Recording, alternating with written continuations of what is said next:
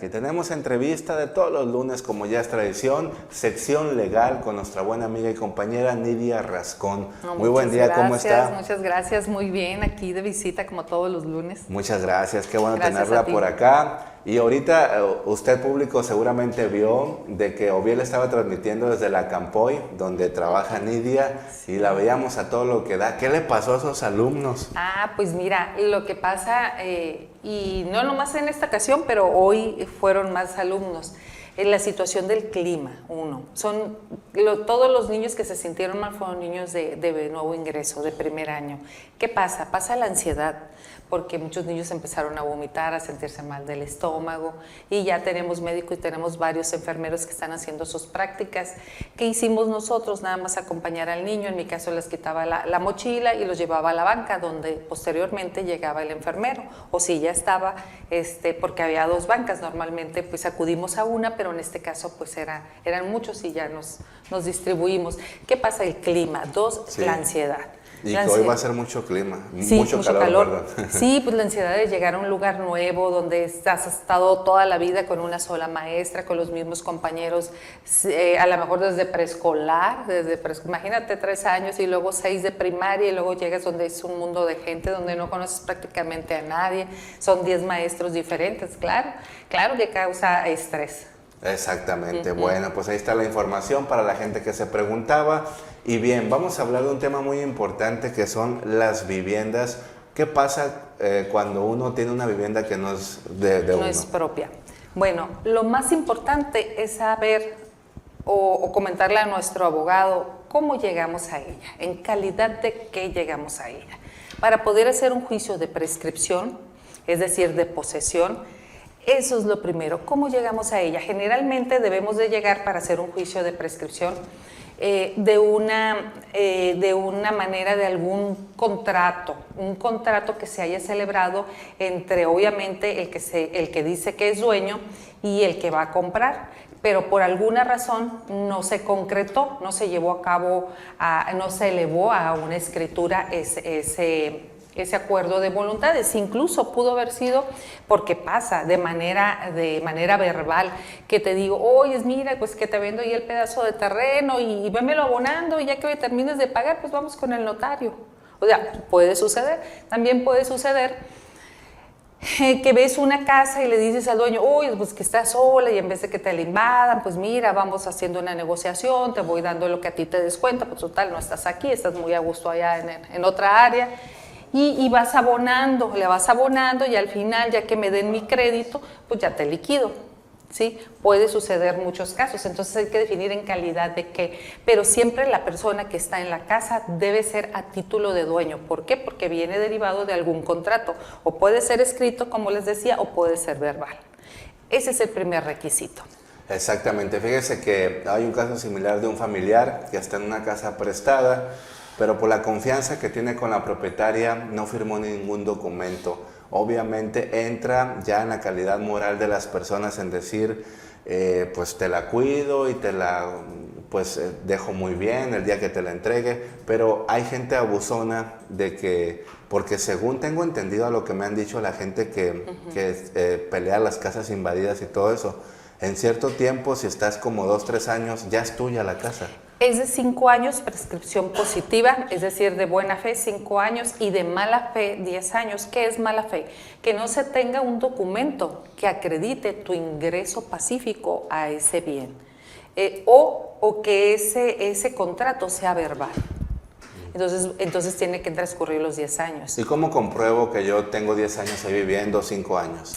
Bueno, pues ahí va. Bueno, normalmente se hace un contrato. Si tienes un contrato físico, pues dice la fecha, pero si no tienes el contrato físico, lo tienes verbal, igual en los dos casos tendrás que acreditar con testigos, con 3 testigos, mínimo 3 testigos, ¿sí? Y ellos van a ir a cierto día, cierta hora, a decir que efectivamente tú eres el dueño. Y aparte siguen otros requisitos que también hay que corroborarlo con los testigos. Por ejemplo, que la persona esta haya llegado y haya dicho que él es el dueño, ¿sí? Que siempre se manejó como dueño de la casa, no como que se la prestaron, como que la está rentando. Muchas veces creemos que porque rentamos una casa por 20 años, pues ya es del que está ahí, pero el espíritu no fue una compra, sino fue una renta, ¿sí? Aquí, por eso te digo, ¿en calidad de qué llegamos?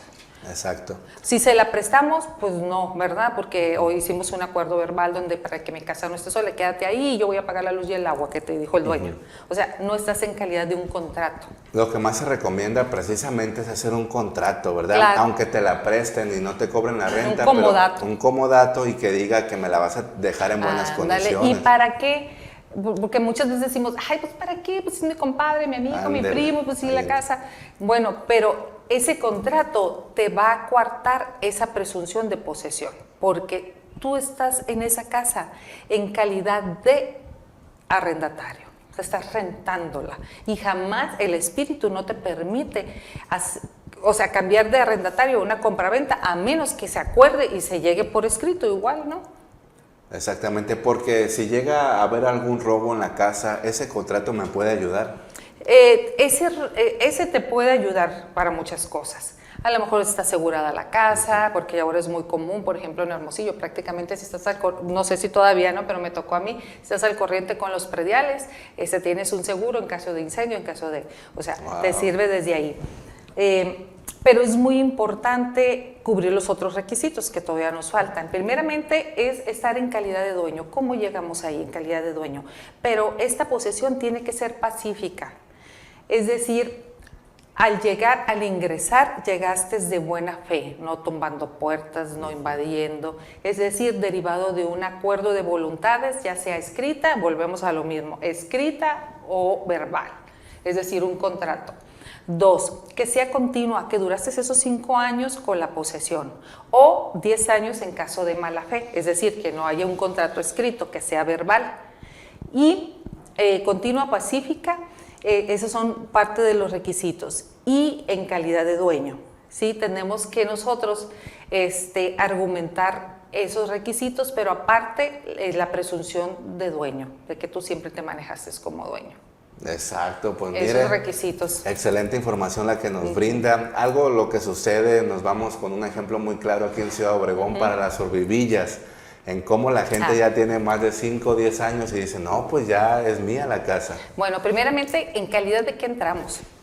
De invasores. Porque si es invasor, si somos invasores, es un despojo, o estamos despojando a alguien de esa propiedad, pero, y viene original, es un delito. Pero ellos argumentan, oye, das mala imagen a la ciudad, es un nido de malvivientes, yo te lo rescato, la casa, y ya vivo ahí 5 o 10 años, yo embellezco el lugar, el entorno. Ellos argumentan eso. Y totalmente de acuerdo, porque esas casas son foco incluso de drogas, de malvivientes. De delitos. ¿Cuántas veces sabemos que se cometen delitos ahí, que encuentran cuerpos ahí? Pero el espíritu, batallas porque, bueno, entonces yo le sugiero, ve con el propietario y llega a un acuerdo de compra-venta. Hoy tienes la casa sola, vamos haciendo un acuerdo, un convenio. ¿Dónde busco? ¿En Infonavit? Infonavit es quien nos presta, que nos da el crédito no es el dueño de la propiedad. Tengo que ir a la residencial. Vas a ir en el registro público a ver quién es el dueño. Ahí te va a aparecer, es Juan Pérez, pero Juan Pérez le vendió a María. Entonces vas con María. María, oye, tienes la casa sola, ¿te interesa? ¿No te interesa? No, pues fíjate que no, porque yo ya me fui o vivo en otro lado, me divorcié y no quiero la casa. Suele suceder, no sabemos. Y llega un acuerdo de voluntades, un contrato, puede ser físico o puede ser escrito. Si lo pueden formalizar ante un notario público, pues magnífico, porque claro, pues un fedatario, pero si no, pues llévate o hace un contratito.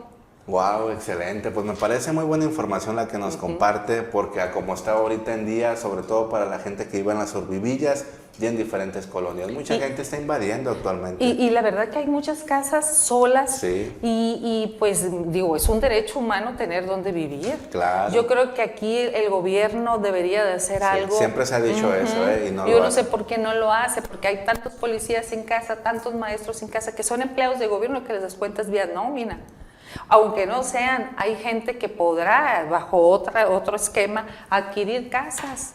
A lo mejor no tan caras o a lo mejor sí, ¿verdad? Pero tener más acceso, porque si, por ejemplo, si tú no estás cotizando Infonavit, pues ¿cuánto vas a tener acceso a una casa de Infonavit? Pues nunca. Exacto, sí, Nunca. sí. Y las casas solas invadidas y generando problemas. Generando mucho problema, ya hay bastantes casas aquí. Si Sí. se contabilizaran de verdad, pues fueran muchísimas las personas que pudieran ahí acceder. Muchas gracias. No, Nidia. gracias a ti. Entonces la recomendación, si están invadiendo, hablen con el dueño. No les interesa la casa, hagan un convenio, un contrato para que ustedes estén ahí de forma pacífica y en calidad de dueño, y entonces después de cierto tiempo pues hacer un juicio. Me ha tocado gente que pues tiene su casa, la abandonan enseguida el vecino o la vecina y se apropian de ella. Sí. Y logran, con este esquema que hizo usted, ya teniendo 5 o 10 años, logran apropiarse de ella. Sí, porque a la otra gente entraron pacíficamente porque a lo mejor le dijeron al dueño, oye, después te compro. No, pues sí, porque yo ya no estoy aquí y ahí deposítame como puedes cuando te den el préstamo, el aguinaldo. Y así. Exacto, y así engrandece sus viviendas. Sí. Mucha suerte tiene la gente, ¿verdad? En Sí, ese sentido. Muchas gracias. No, Nidia. gracias a ti. Gracias, esperemos el otro lunes, ojalá y se pueda debatir ese tema de los libros de texto. Ah, muy bien. Usted Pues, que es maestra, abogada, ¿en qué consiste esta ley de amparo que interpusieron las agrupaciones de padres de familia? perfecto, vemos el tema de amparo. Si gustas, podemos invitar a alguien más para que dé su opinión y no sea nada más la de una usted, sola persona. De una docente. Sí, y bueno, ya tendremos en detalles. Así es, muchas gracias Nidia Rascón por esta excelente información y con esto nos vamos a la pausa. Regresamos.